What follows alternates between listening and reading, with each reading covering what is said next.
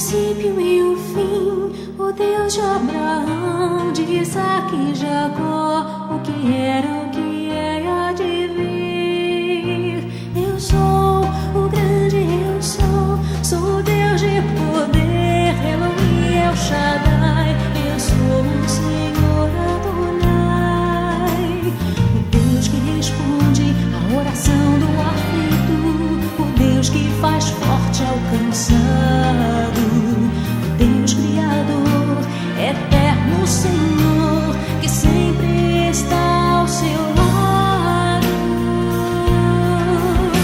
Eu sou o seu Redentor, raiz de Davi, o Cordeiro de Deus, que foi morto, mas ressuscitou. Eu sou o Consolador, sou a glória de Deus, o poder da unção. Eu sou o seu intercessor.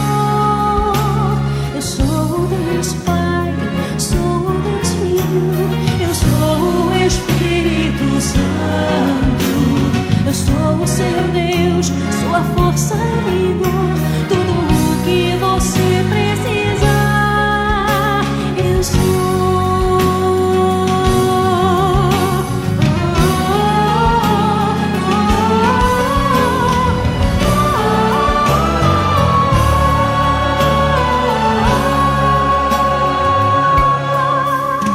Eu sou o seu Redentor, a raiz de Davi, o Cordeiro de Deus, que foi morto, mas ressuscitou.